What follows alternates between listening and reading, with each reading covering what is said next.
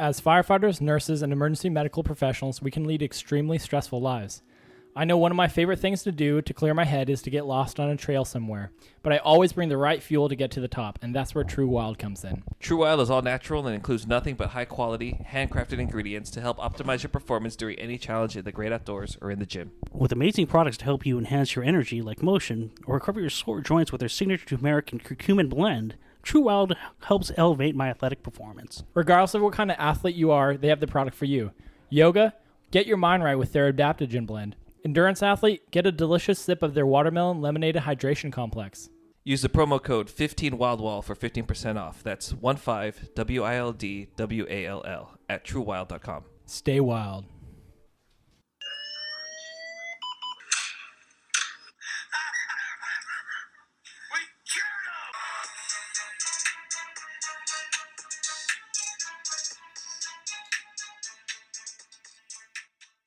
All right, welcome back to another episode of Hole in the Wall with Ryan. Mikey? I think at this point we can stop introducing ourselves because Oh, you yeah. probably know who we are, right? It's kind of repetitive. Well, But welcome back. I'm Josiah. So this week I'm doing the read-in because I think we collectively agreed that our weeks were boring except for Josiah. So, Josiah, how was your week? Damn it, really? Again? You're going to carry this establish show. Well, I got to take a drink of the whiskey. Yeah. Tell us about your week. You so said you're a black cloud now. Yeah, I was going to say I used to think of myself as a white cloud, and I think I'm now the angel of death. Last week, I had quite the shift where I did like 6 or 7 Code 3 transports. And so what was the first one? Oh, I didn't tell you about this one. So we were doing some training, some ventilation training on some buildings that were abandoned. They're building a really big casino out in our area. So there's a couple old restaurants and buildings that.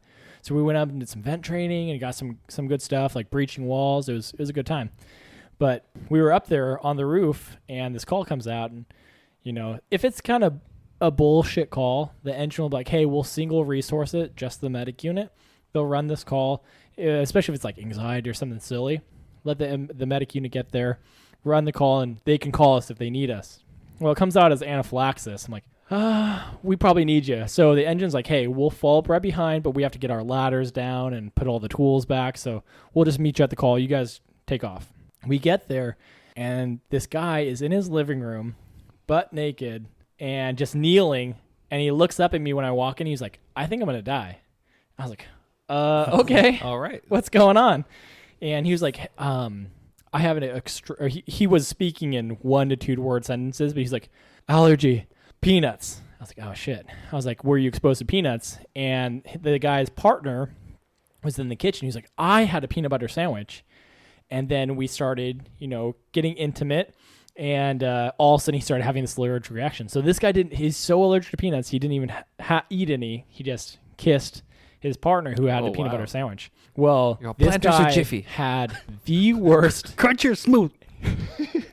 The worst anaphylactic reaction I've ever seen. Like, I thought he was going to die. That's so crazy. I'm like, he was pale as a ghost, but just these red blotches all over his body. The urticaria was showing up, so the hives. And I was like, hey, I told my partner, I was like, get him on the breathing treatment. You can hear him wheezing just audibly, just sitting there like, wow. It was bad. I was like, get him on a breathing treatment. I'm going to give him some epi. I asked him if he used this auto injector. He said he didn't have it with him at the time. Oof. So I shot him up with some epi, 1 to 100 or 1 to 1,000, excuse me. And I gave it to him IM real quick, and no improvement. He looked like he was going to die. He had this look in his face. I was like, oh man, this guy is probably the worst anaphylactic reaction I've ever seen. So we get him on the breathing treatment. We start him on epi. We get an IV established, give him some Benadryl. Still, nothing's helping. So we start like, okay, what else can we do? So we have to start CPAPing him with a albuterol treatment attached. So we start forcing some air in and this breathing treatment. Still, he didn't really seem to improve at all over the course of the transport. Dang. So we finally transport him, get him to the ER code 3, and in the first 2 minutes, had him RSI'd and intubated. Dang. It was gnarly. That's really bad. It was the worst reaction. Allergic reaction hands down that I've ever seen. It was pretty crazy. So you get the peanut butter pretty Deep down in the airway, huh? I don't know. I can't imagine how he did that. Kiss of death. So I want to ask you, since you work, your department handles the EMS calls. Did you take a rider, or is just you in the back? Oh, I took 2 riders. 2 riders. So the engine was able. So during the course of this intervention, me and my partner, we gave the epi and the albuterol, and we started to walk him out because his blood pressure and heart rate were stable. I was like, okay, I don't think he's hemodynamically unstable to the point where his blood pressure is going to dump to walk him out to the gurney. But as we're walking him out, the engine pulls up finally. Okay. So I was like, hey guys, I'm taking 2 riders just in case we have to go start doing CPR. If he ends up coding, if his throat closes up. And we're going code 3. I just need, hey buddy, you hop in the back and let's start going. So we loaded him up and one of the firefighters on the engine. And my captain, I love my captain. He likes to get into it. So other captains were like, standoffish, okay. I'll drive you guys if needed, or I'll drive the engine and you guys just do your thing.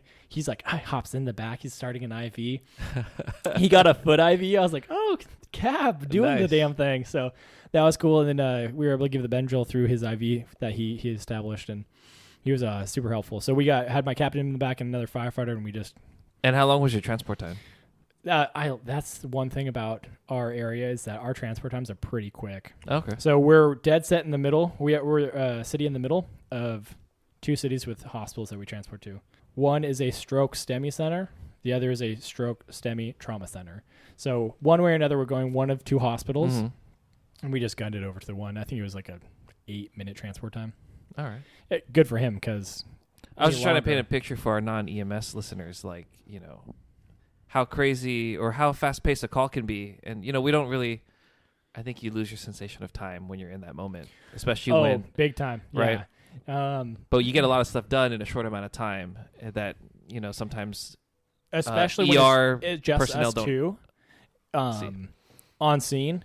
It was a lot of like, okay, we need to get these treatments on before we can even get them on the gurney. Right. Other times when there's a bunch of personnel, I'm like, hey, can you drop this medication? Can you get this IV stuff established? We're just going to move on to the gurney and get them in the back. And when I get there, all my stuff will be set up ready to go.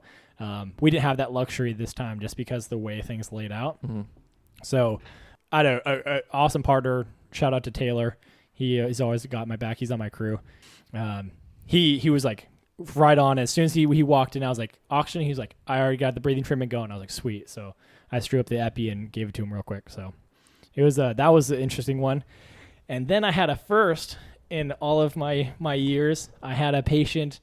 So despite our takeout trauma patients who, like, let's face it, a lot of them have a tendency to code on you, especially if it's like gunshot wounds or whatever it may be. I kind of take them out of the picture for that just because, like, when you get a gnarly, like, auto-ped, like, you can anticipate this patient kind of coding on you. Mm-hmm.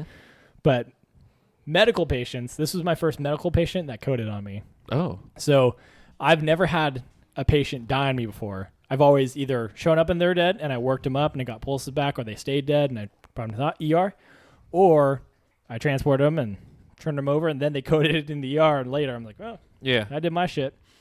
So we walk in, this woman, she's sitting on her bed, and again, she's like, I think I'm going to die. I'm like, God damn it, this is the fucking motto of the shift. And she is so pale, so cyanotic around the lips. Wow. I was like, you look horrible. So, I'm grab the stethoscope. I tell my partner as soon as they walk in, I'm like, hey, we need to get her on oxygen. I put her on the pulse ox, and it's reading with a nice, beautiful waveform, 40. I was like, oh, fuck. Okay, that's not good. So my partner starts giving her some oxygen via non-rebreather, and she's a little labored, but I'm not hearing anything audible. No adventitious lung sounds. Okay. Okay, all right. Oh, okay, all right. I check for tactile firmitus. No, I'm just kidding. And I listen to lung sounds, and I mean, they are the most clear lung sounds I've ever heard. It was like...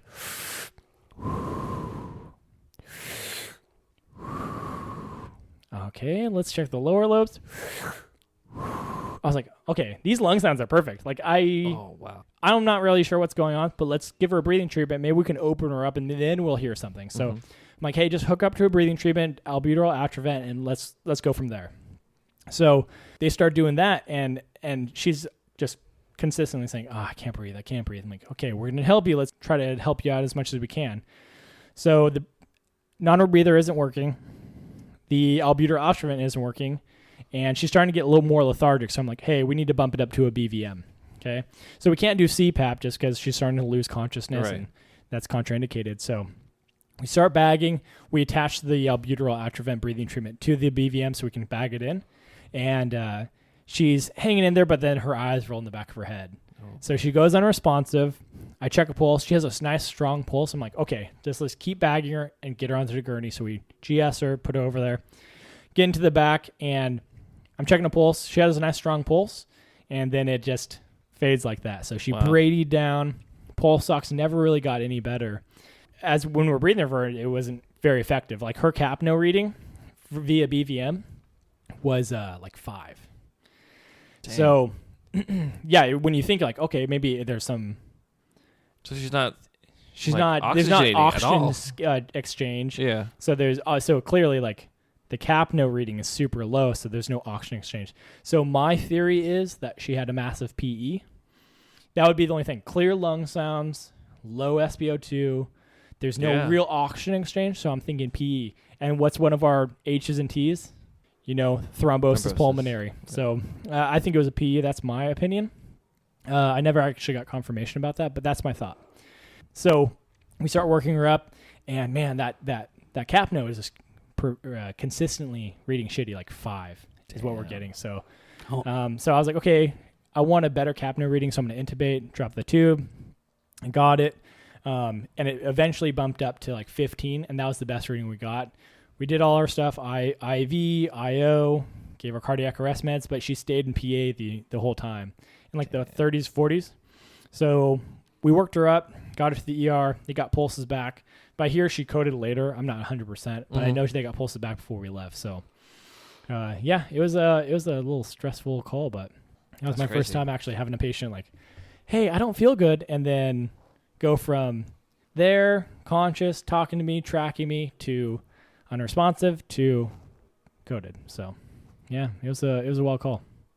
Yeah, that just reminded me. I had a call like that too, and it was a PE. Really? Yeah. I was working at an ambulance company, right? We were doing 911. It was actually on my FTO time, but we went for shortness of breath, and you show up to this like 1 or 2 bedroom. Sorry apartment. to interject. Sorry if Ryan's a little distracted, listeners. My dog Winston is just resting his gigantic head on his lap and forcing him to pet him. So I got it, I think. If you hear any dogs in the background, the dogs are with us to this recording, so that's why.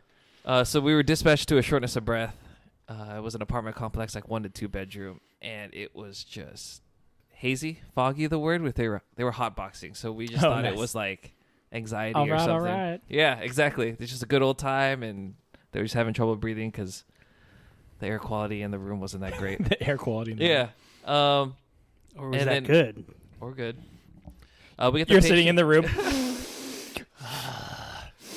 Right. Like, hey Ryan, are you gonna ask me any assessment questions, or are you just gonna try to get high? Yeah. Same thing. Like lung sounds were clear. We actually stand pivot him to the gurney, and we're going en route code 2 to the closest receiving hospital. And then same thing. I was rolled back into his head, and we start working him up. And that just happened like right as we were going into the ambulance bay. So then we stayed at the ER. They worked him up for 90 minutes and got pulses back. But they didn't get sustained ROSC until the doc just had this wild idea of giving him TPA during the code.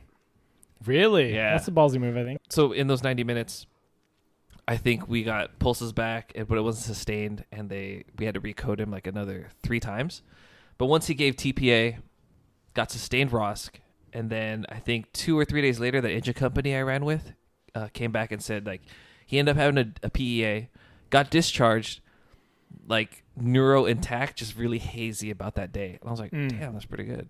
But yeah, so I guess they did a CTA, and he had like huge bilateral PEs in both sides of the lungs.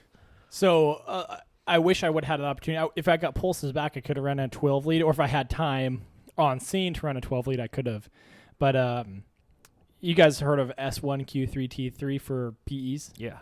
So I've actually brought that up on other respiratory patients, where like clear lung sounds, but the SpO2 sucks. So, like, I'm curious what's going on. Let's run a 12 lead and see if that shows anything. And I was like, hey, this looks like S1Q3T3, and I would say 60% of the medics I say that to, they're like, whoosh, just right over their head, the blank stare, the 1,000-yard stare. I'm like this. Yeah, that's the one. That like vacant eyes. I'm like, okay. So do you know what S1Q3T3 is? And they're like, I've never heard of it. So for anybody who has a patient who is complaining of respiratory distress, but everything that you're seeing is checking out other than probably the SpO2, their cap nose kind of sucky, check for a 12 lead. If they have a S wave, so a deep S wave in lead 1, a pathological Q wave in lead 3, and an inverted T wave in lead 3, that's sign of a pulmonary embolism. Not all PEs will show that, but about 40% of PEs, you'll see a S1Q3T3. So if you want to know a little more about it, just look it up. But it's a good diagnostic tool that I use for patients that, granted, if I had more time, I could have checked it with her. But she deteriorated in, a span of 3 minutes. You're like, you're still in the midst of like trying to figure out what the fuck's going on. Yeah.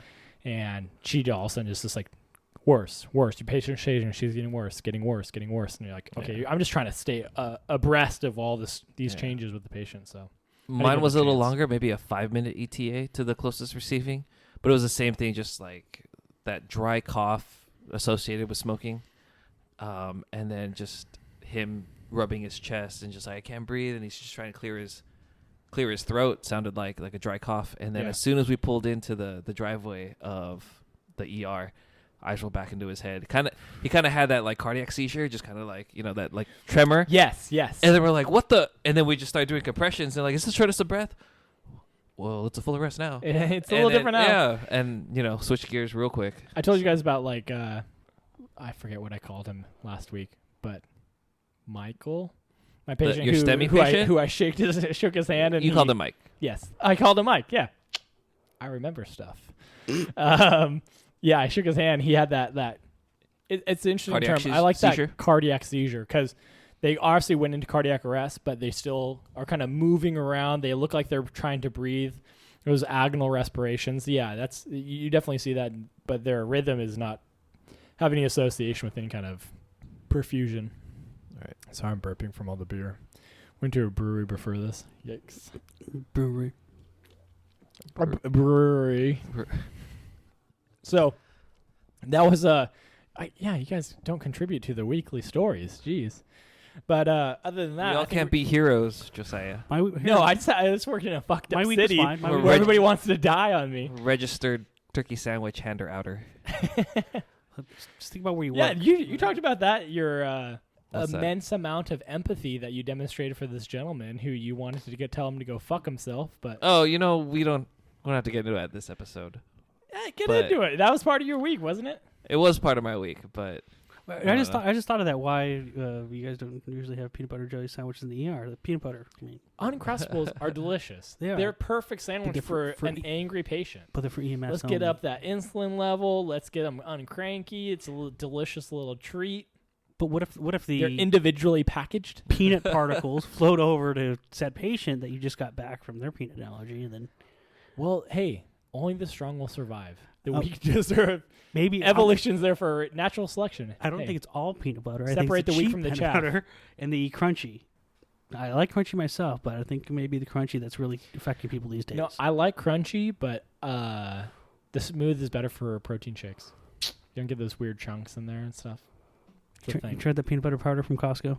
I have not. No, it's good. I'll bring you some. Oh, I can't wait. You don't have to buy it. Whispering. I don't know. It makes it sound sexy. All right.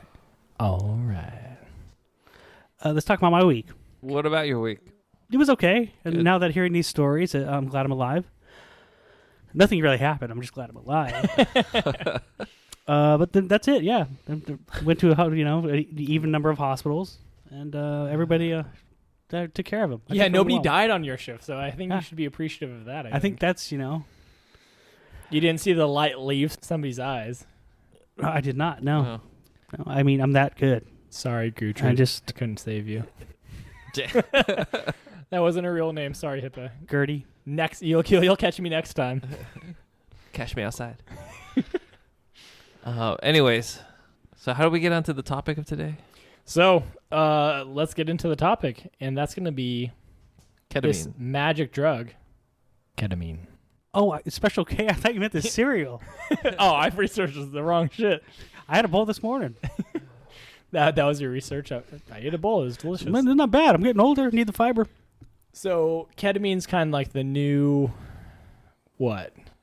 magic drug for just about everything. Yeah, multi-purpose. Coming out right now. Yep. So let's kind of get into ketamine. I know it's probably foreign for some agencies, and then it's kind of been in the zeitgeist in EMS for a little while now. But so ketamine, I can only speak about how I know it and utilize it on a regular basis. Our department's just now getting it. So we're going through all the training and getting it pushed out into the field, especially in my county. But it is a disassociative, right? Yep. So so the way I heard it described and I liked it was it takes the thinking parts away from the moving parts, the doing parts. The thinking parts from the doing parts. Yes. I'll take that. That's good too. I kind of brought it up. We had a conscious sedation where the doctor utilized ketamine, and it just kind of triggered me to think about all the times that some people use propofol. I know another previous doctor used ketamine as well, and I know it has some uses in EMS, so that's why I proposed it to you guys. But Yeah. So I mean, you guys will primarily use it for pain management, right? As an analgesic. Sorry, Jesus. Yeah, so it's kind of an interesting medication because it works on a bunch of different levels. So for us in our county, we use it for multi-system traumas for pain management. So that was one of those long-standing things where we had these multi-system traumas, whether it be a TEC, motorcycle accident, assault, whatever it is. And we can give them any pain management because, hey, we don't know what the underlying effects are from this trauma, so we don't want to affect their perfusion, essentially, right? So fentanyl had minimal effects, but it was still concerning. Morphine definitely has vasodilating effects, so that patient who might potentially could become hypovolemic from hemorrhage, go into hemorrhagic shock, per se. You wouldn't want them to become hypotensive with morphine. So ketamine actually has the exact opposite effect. So I learned recently that it has adrenergic and beta effects, antagonist effects, that actually increases heart rate and blood pressure.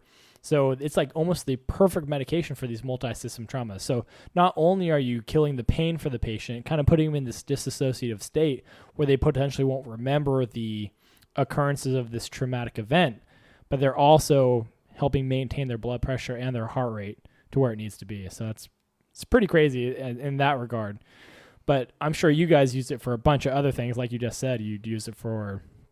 We definitely use it for sedation, but I need to correct you real quick. Yeah, please. So I think the research that we collectively saw that the pain dose, they're still awake. They're not really sedated. Yeah, of course. You're just taking the edge off. Yeah, exactly. But at higher doses, it's for sedation and like disassociation. So, the two conscious sedations I saw utilizing ketamine, the body is kind of still reacting to, like, say, that the fracture stimulus reduction and stuff, but the mind's not going to be there for that. So a lot of the doctors will preface it. It's like, they may react like they're in pain, but they're really not in pain because they're in this twilight zone type of thing.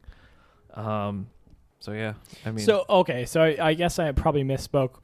I guess we can get into the dosages because that kind of falls into how the patient's going to be behaving that you can see as far as their presentation is concerned.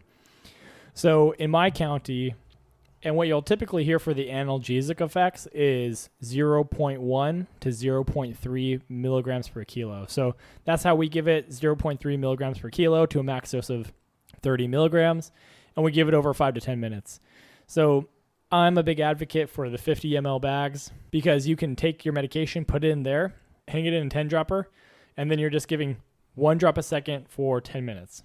And that's your medication. So even whether it be mag sulfate, TXA, or ketamine, if you give it that way, it will get administered over the 10 minutes. So I think that's the easiest way.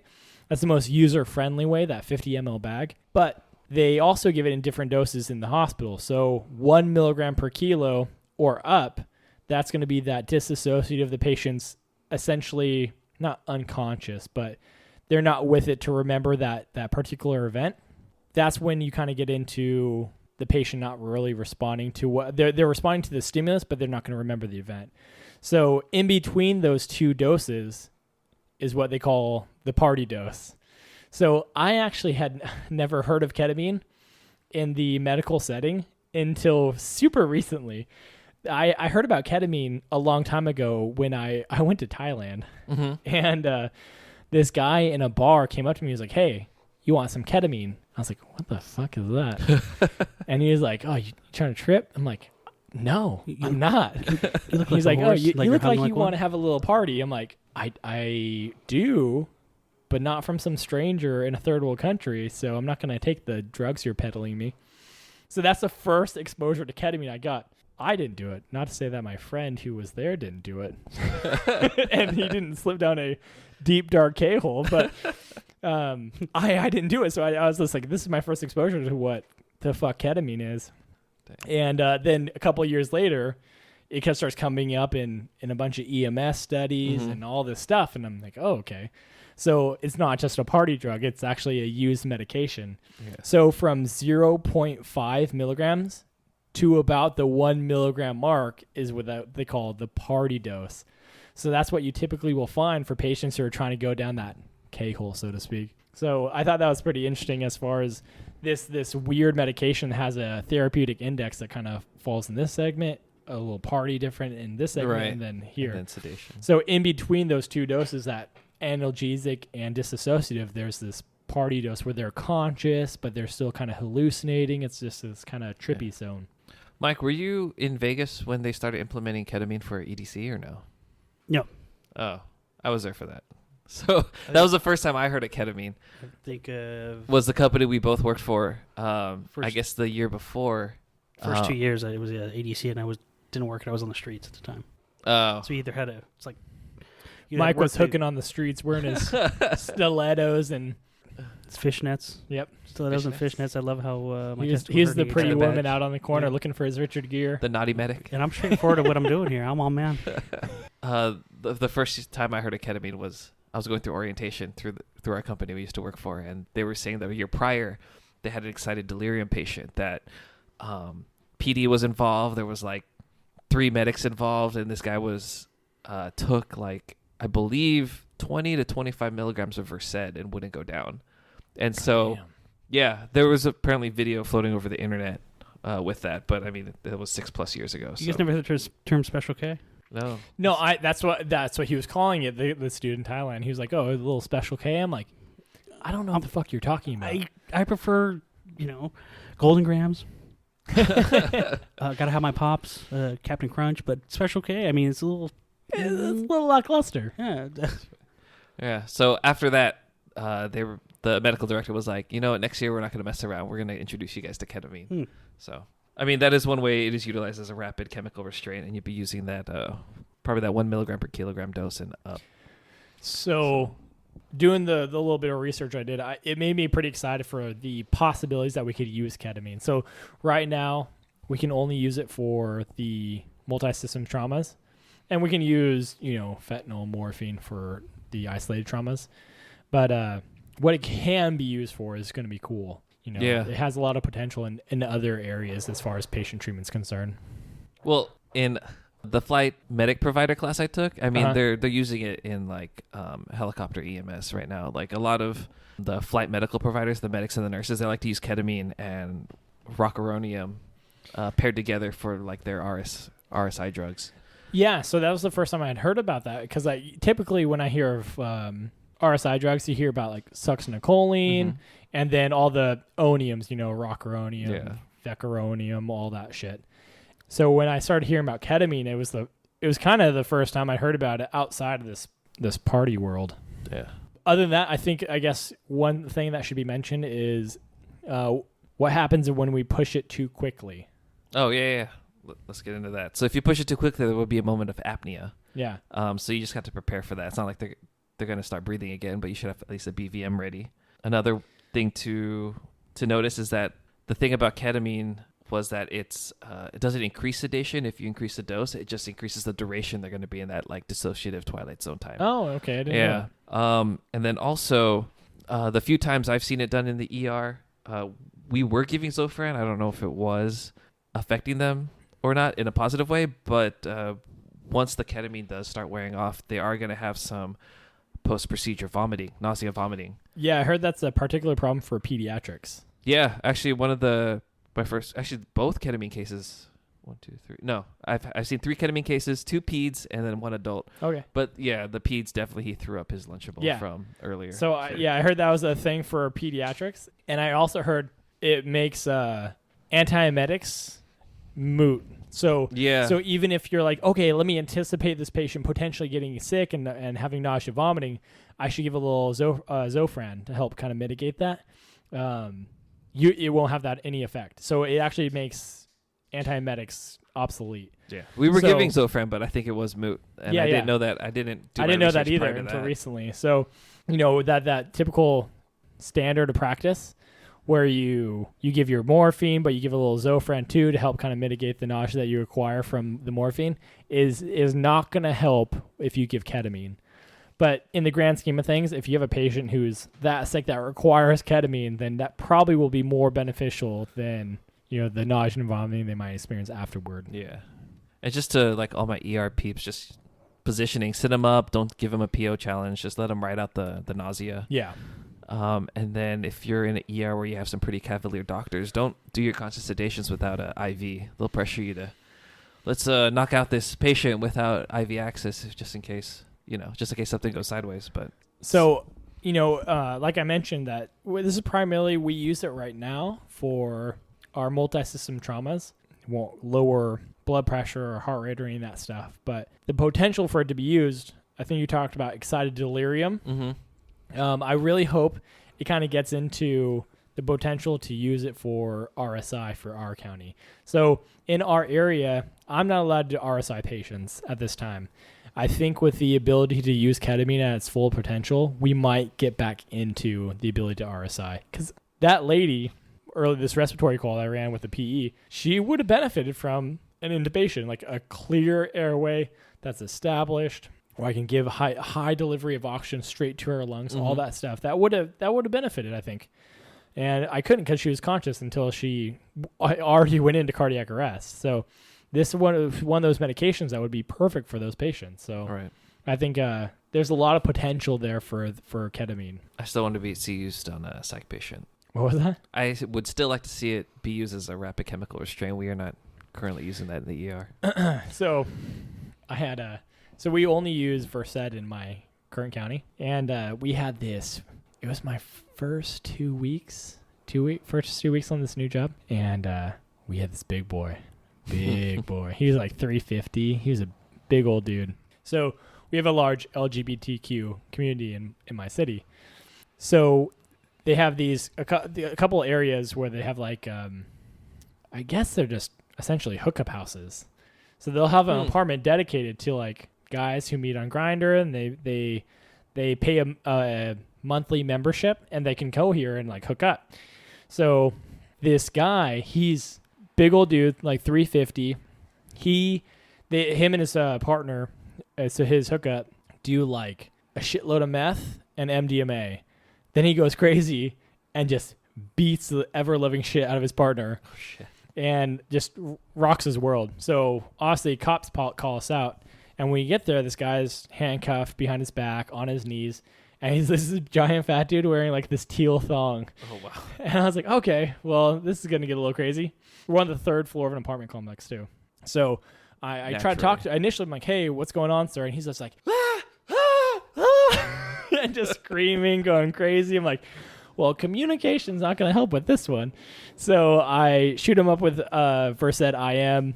I give him our initial dose and just doesn't touch him. So I'm already on the phone after I drew up this medication. I was like, I know this isn't going to work. And this guy he's a big dude. We have to move him down by tarp, down 3 flights of stairs to get him to the gurney. And they're like, okay, all right, give him a second dose. So we shoot him up, and it doesn't touch him at all. Like, at all. So like they hog tie him. So I know that's uncouth nowadays, but the cops, I'm not going to tell the cops what to do. But they have him handcuffed behind his back, and then they handcuff his feet to his hands just for the movement because he was thrashing so much. So we get him onto this thick mega mover tarp, and we start carrying him down 3 flights of stairs, and he is just bucking like a wild bronco. And he's face down, so it's just like his ass is up in the air. It's this big old ass with a teal thong just up in the air. And it was like at 3 or 4 in the morning. So people are like opening their doors like, what the fuck's going on? And they just see 6 guys carrying this big old dude bucking like an animal on this tarp. Everything's fine, man. I'm like, you should probably go inside. I'm like, I don't want anything to do with this. Let me just go back inside. It was so funny. We get him down and we get him to the ER. And he's just screaming bloody murder, and he's just like has a spit sock on. He's just like, just going nuts. And I was like, man, we maxed out our Versed use on this patient via protocol, and it didn't do anything. Like, God, dude, I wish I had something that would be more beneficial to this patient for his sake and ours. Like, luckily, we had enough personnel on scene to carry him down those 3 flights of stairs and not get exhausted and accidentally drop him or whatever it could have happened. But if he was had some ketamine that can control this patient, put him into a disassociative state, and just let him chill out for a hot second while we transfer him to the ER and get him feeling a little more comfortable, that it would have been so nice. But we were stuck with this Versed that just had no effect on him whatsoever. Like through the looking glass, I miss calls like that, and then as an ER nurse, I dread calls like that because they're your problem. They're your problem for so long. I miss the part of EMS where it's like, all right, we did our job and it's your problem now. Yeah, so that I definitely concede to that that benefit of EMS. Like, we have to deal with the crazy stuff in the field, but God damn it, is it not? It's so nice. Like, all right, that 20 minutes is up. All right, see you later. Enjoy your patient for the next 10 hours. Big gulp, huh? All right, we'll see you later. See you later. I miss the stories. I miss gathering them up, but you say that now, but the acquisition of those stories is a little exhausting.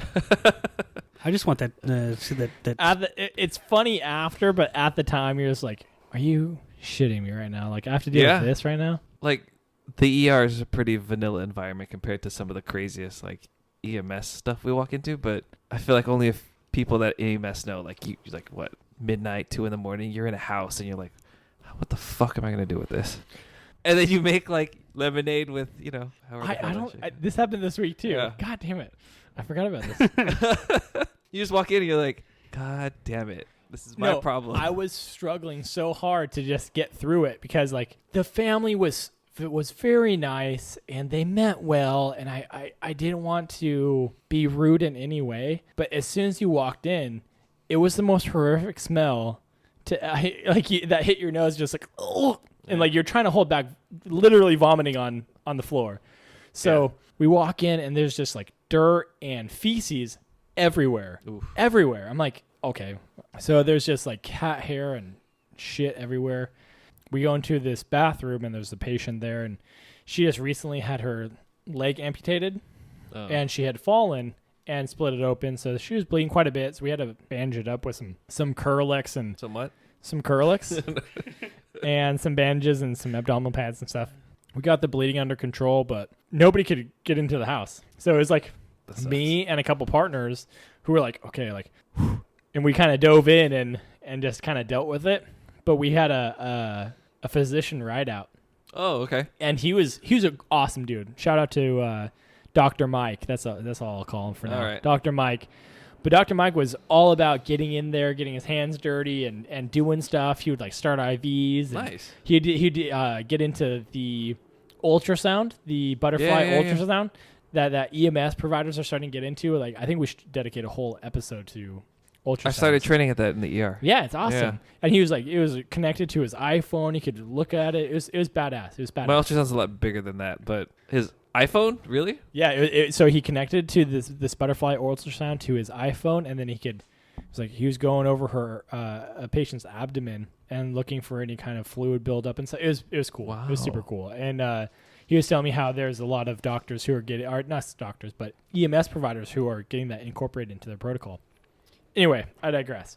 He was badass. Anyway, so he was like, he walked in there. He's like, I want nothing to do with this call, because she was like kind of icky, you know, where you're like trying to wrap her in a sheet. You don't want her like, Yeah. like, okay, so their shower, I looked in their shower because she was in the bathroom, and there was cobwebs inside the shower. I was like, so clearly nobody has bathed in a long time. And I was like, ugh.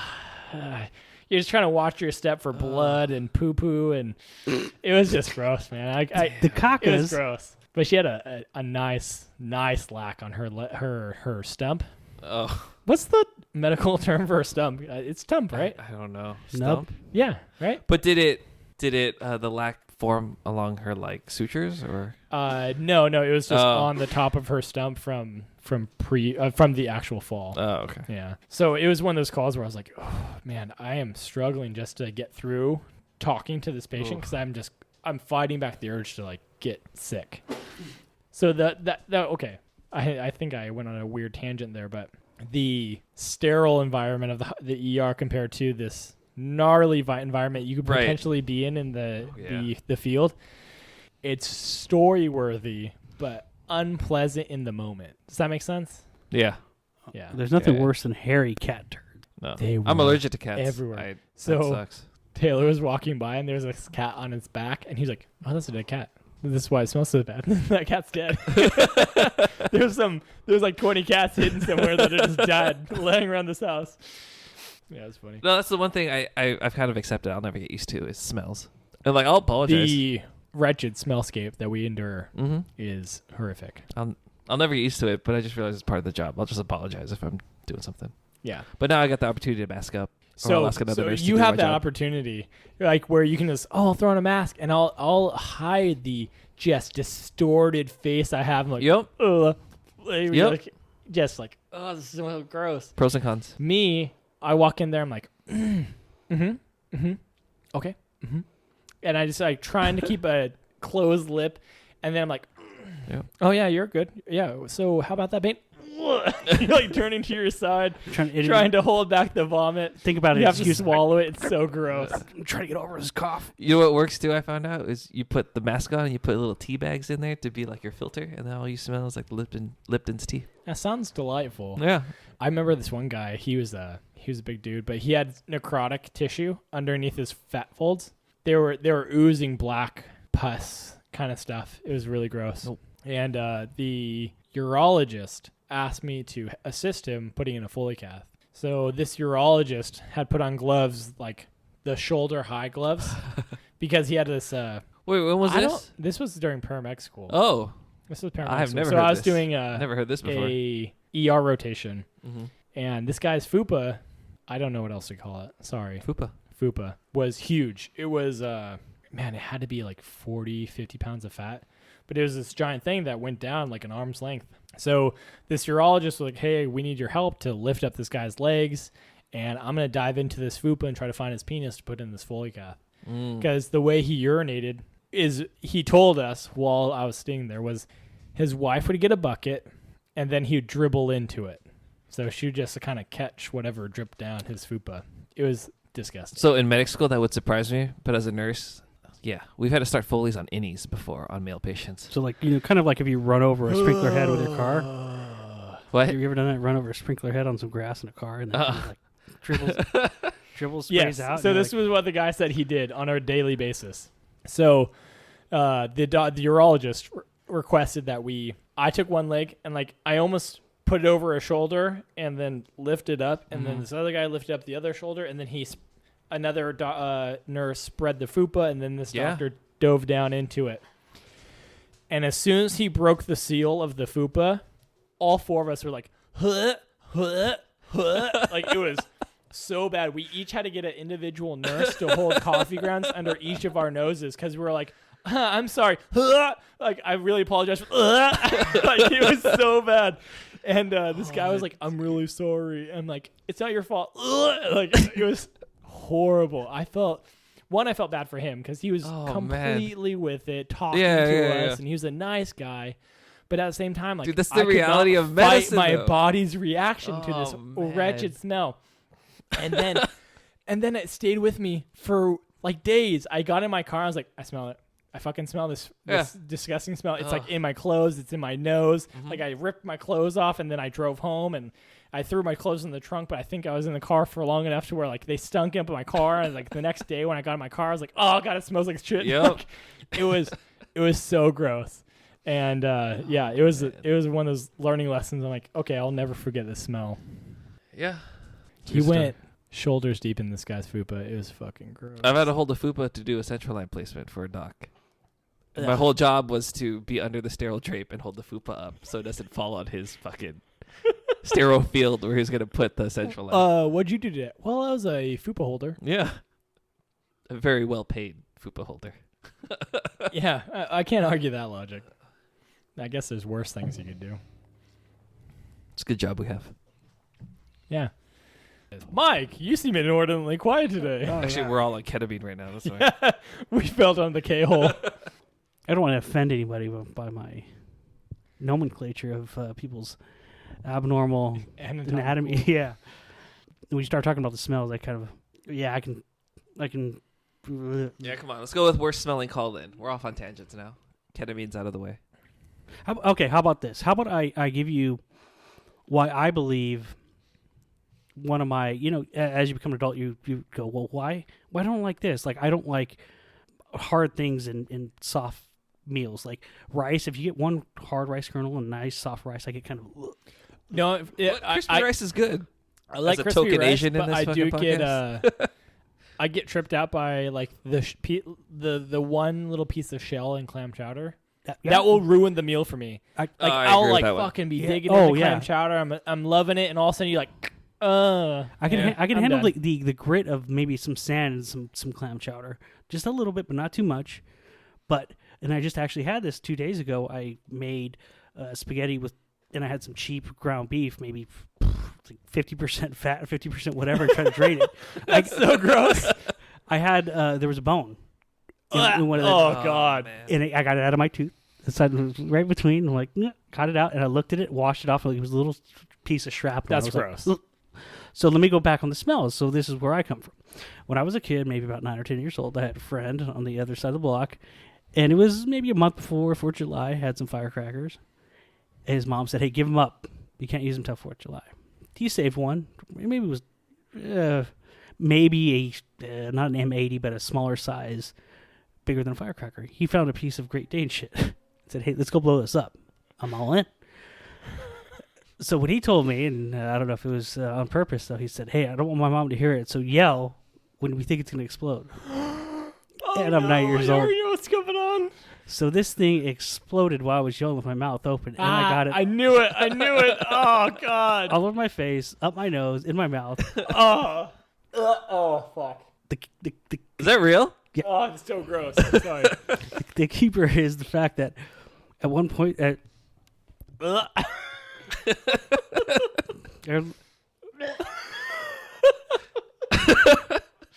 smell with a little bit of cartilage.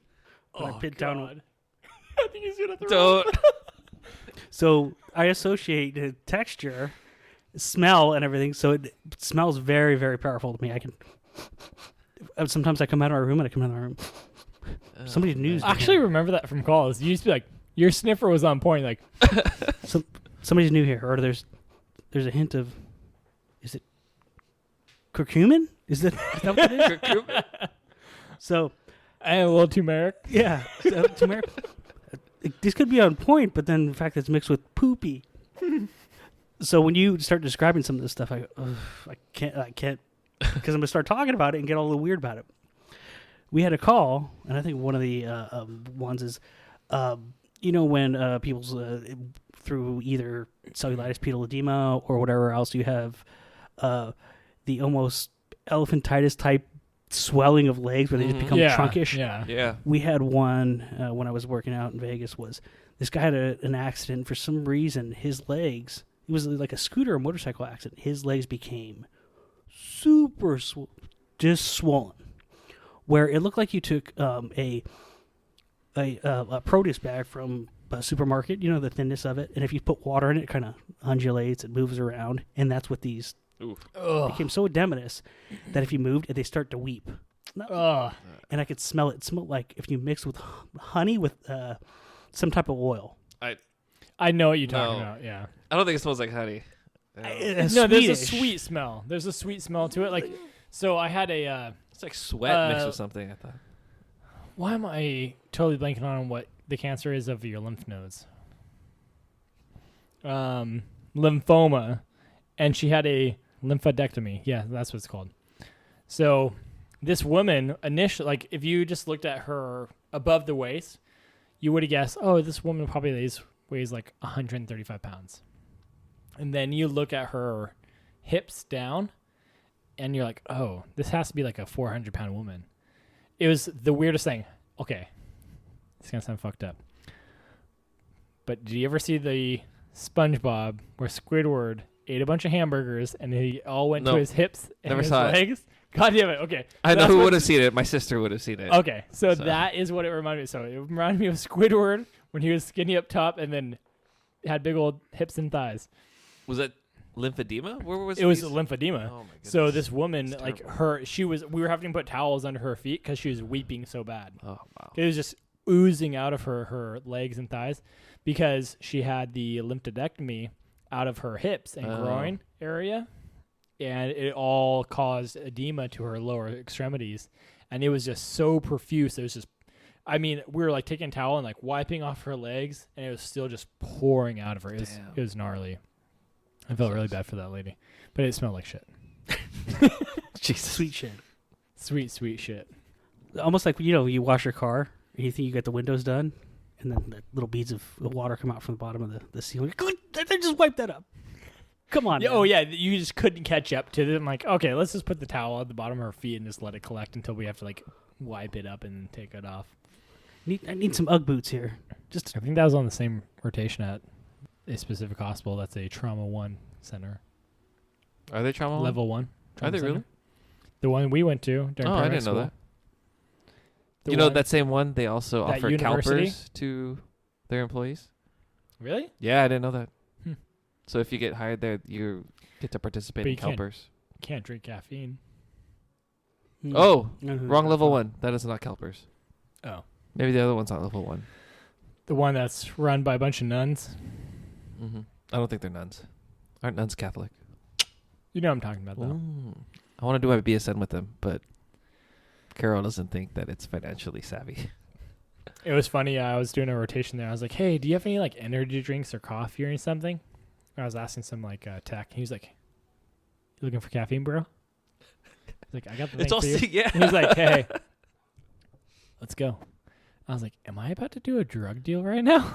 Yeah. And we walk up to some 6th floor like lab. And he's like, hey, back here. And there's this, looks like a filing cabinet. Scoots it out of the way, and there's this mini fridge. No way. And it says that he opens them, and there's like Monsters, Starbucks, mochas, all this like caffeine. And it says like, honor system, don't be shitty. And it's like, put cash in there for the different things. And he's like, you want one of those? I was like, I'll take a fucking energy drink and put in $3. And he's like, pound it. Nuts. And then we walked back down. I was like, that was the weirdest shit I've ever had to do to get an energy drink. That's a good experience. Mine was just go to the residence lounge. They have a coffee maker. And I was like, oh no. It looked like a seedy fucking underground weird situation. I was like, and then he was like, hey, you want to go look at the eagle? That was a different experience. Oh man. There's some eagle perch, like golden eagle perch on the patient's ledge. And he's like, people were like, all the nurses would go up there and look at this eagle that laid a nest on this patient's. Like, so they wouldn't put patients in this room because they look at the eagle. It was so weird. You want to go? You want to go over down to the quarry, throw some stuff into it? Yeah, that's what it felt like. Oh Jesus! All right. Anything to talk about ketamine? I think we did pretty good for just like an intro. Yeah. It's a little. Yeah. Oh, I do want to say therapeutic dose. They'll have that glassy eye movement. Look for the nystagmus. That's probably how you know that your dose is therapeutic. So And yeah, I that's think about they, it. they mentioned that in what I was reading is that as far as so at certain doses they'll remain what seems like they're conscious, their eyes are open, and you're like, okay, did I reach that therapeutic level? So nystagmus is a good way to check for it, but also their response to verbal and painful stimulus. So they won't respond to like, hey Mike, you're my go-to name for examples. Hey Mike, hey, look at me. Look at me. Nothing. So okay, you know they reached the therapeutic level. Yeah. Or a little bit of painful stimulus. Do a sternal rub and say like, hey, anything? Nothing? All right, so they've reached that level. So a couple ways to check for that. That's good. Yep. I haven't commented on ketamine because I've never actually used it. Yeah, that's fine. Never taken it. Never It's used it's it. new never- for a lot of people, so like I don't see why. You know, if you haven't used it, I get it. I haven't used it either, but I just looked a bunch of Yeah, this it shit sounds up. like in flight they're using it, maybe back east, but I think it's fairly new for. So I think it's new for us in particular because it's a medication you give over time. So we have a tendency to work in areas where there's a hospital in every corner. So Yeah. it's not like our transport times are super long. So we have the luxury of, hey, we can give a little fentanyl or morphine and have it kick into effect before we transfer the patient when they're uncomfortable and then get them there relatively stable. Compared to ketamine where we're giving it over 10 minutes, like most of my patients will probably be finishing their ketamine by the time they get to the emergency room. You know what I mean? Yeah. So I think that's one of the major aspects, but when you look at the medication in and of itself and all the capabilities that it has, like there's no reason that we shouldn't be using ketamine. I wonder why it's coming into vogue now. Like what? It's been around for how long? Like, haven't decided to use it in That's medicine? a good question. I really actually don't know I don't how know. long it has been around. I know it was primarily used for what? As a veterinary medication. Horse trank, trank. right? Horse yeah. trank. That's what I said earlier. You seem like you're hung like a horse. A little special K? Huh, there, bud? No? So the use of ketamine in EMS just started in 2015. So it's been in the last 5 years. I think that's for most EMS systems. Oh, okay. So that's pretty fucking recent. That is true. You know what I mean? So they considered what? Can we give this drug to handle, a bunch of goons handling it? Pretty much. Like, can they handle it? Because that's what we are. We're just It's pretty safe. You just put him in that cable mindless longer. goons. Yeah. You're not going to oversedate him. Pretty much. Yeah. Like, So, Mike, have you been in K-hole? Nope. Missing out, dude. I mean, what? huh? I'm just kidding. I've never done ketamine No. as a recreational Never. drug. I'm so vanilla. I've never done any illicit drugs. You guys good? Yeah, I think we should wrap You it good? Yeah. I think we're at it like an hour, actually. Yeah, All about right. 60. Thank you for joining us for another episode of Hole in the Wall. Thank you to our sponsor, True Wild, first sponsor of the podcast. We really appreciate you guys' belief in us and our longevity as far as the podcast is concerned. I hope you guys learned a little bit about ketamine and its uses and its benefits and all that stuff. So when you guys as agencies get it, fucking use it, no? No. Yeah, if you need a hookup, call Mike. Yeah. That and Lottom. Oh, we got merch coming out. Oh, we do Look have out merch for our coming out. merch. Look out for shirts, sweatshirts, and stickers. And are we going to offer mugs to the listeners? Not yet. Guests only for now. All right. Then don't look out for mugs. But look out for shirts and sweatshirts and stickers in the very, very, very near future. So hope you guys enjoyed another episode of Hole in the Wall. See ya. Via con Dios. All right. Thank you for listening to Hole in the Wall. Like I said, YouTube, Instagram, or iTunes. Feel free to contact us at holdingthewall@gmail.com or DM us at Instagram at holdingthewall. Thank you to our sponsors and support us on Patreon for extra content. Hope to see you soon. Toodaloo, motherfuckers.